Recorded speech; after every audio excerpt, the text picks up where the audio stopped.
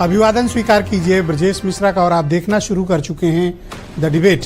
बहनों भाइयों, उत्तर प्रदेश का हाई प्रोफाइल उपचुनाव अब लगातार आगे बढ़ रहा है और ये 20 तारीख को मतदान के बाद स्पष्ट हो जाएगा कि उत्तर प्रदेश ने 4 जून को जो जनादेश दिया था उसमें कोई तब्दीली आई है या फिर वो एज इट इज है।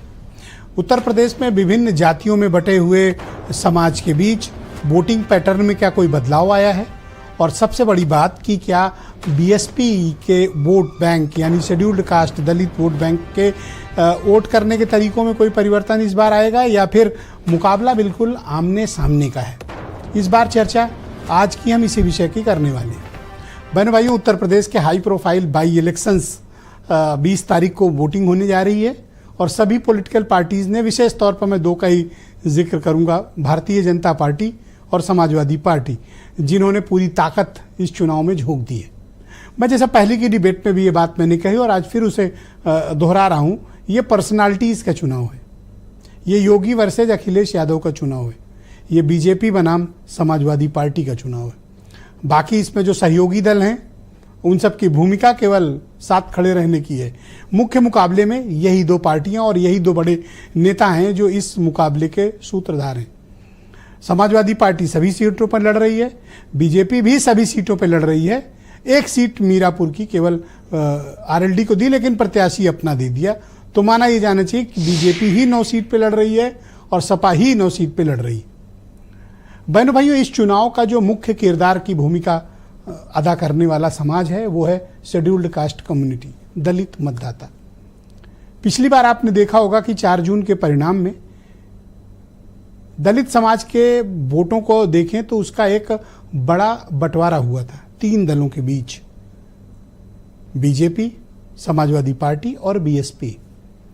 और बीएसपी का वोट शेयर घटते घटते अब लौट कर आया 9.5% में।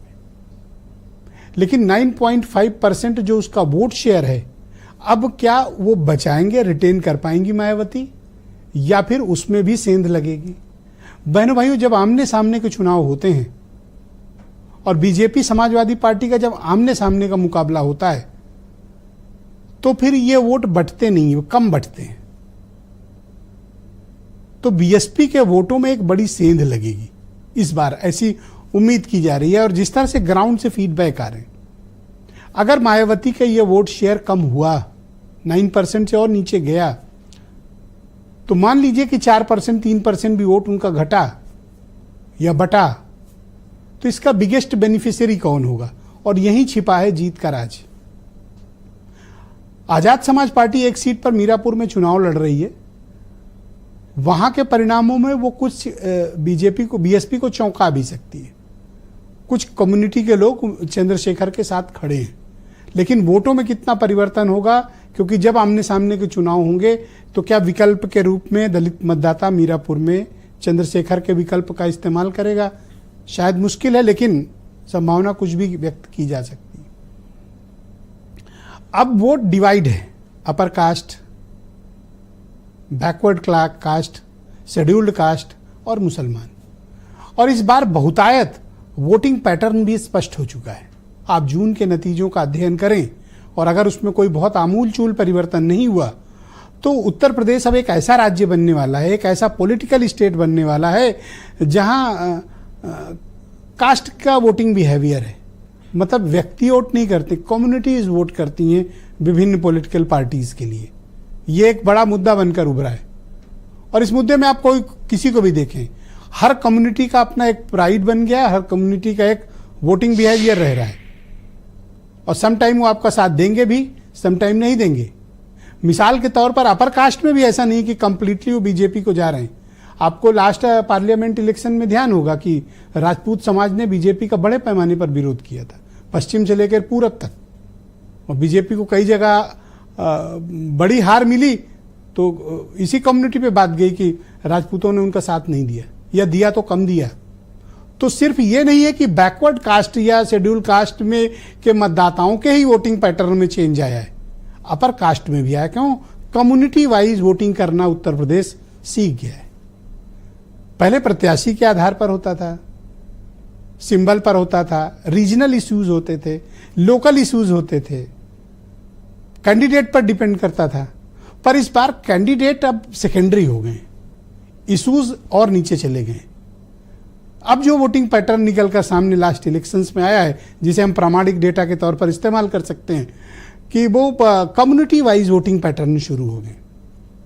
मिसाल के तौर पर कुर्मी बिरादरी का वोट, कुशवाहा कम्युनिटी, कुशवाहा शाक के सैनी मौर्य समाज का वोटिंग पैटर्न, शेड्यूल्ड कास्ट में भी डिफरेंट वोटिंग पैटर्न है, उनकी जो सब जातियाँ हैं उनका वोटिंग पैटर्न अलग था। जैसे आप पूछेंगे कौन सी कम्युनिटी शेड्यूल्ड कास्ट में, तो मैं आपसे कहूँगा पासी कम्युनिटी, उनका वोटिंग पैटर्न बिल्कुल डिफरेंट था।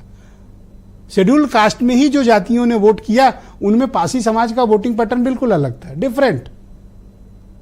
जैसे कुर्मी समाज का वोटिंग पैटर्न अलग था, कुशवाहों का अलग था, उसी तरह शेड्यूल्ड कास्ट कम्युनिटी में पासी कम्युनिटी का अलग था।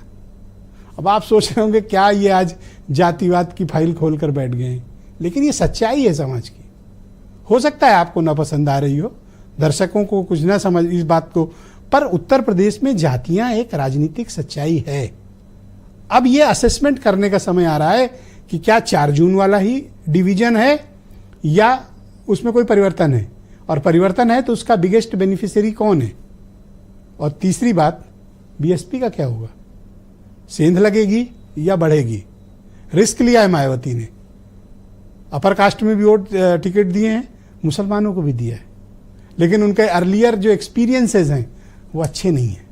चुनाव के बाद मायावती कम्युनिटी को जरूर कुछ भला बुरा बोलती हैं, जिनको टिकट देती हैं, और अगर वो मटेरियलाइज नहीं हुआ तो उस कम्युनिटी को तो शामत समझिए, कुछ ना कुछ कहेंगी जरूर।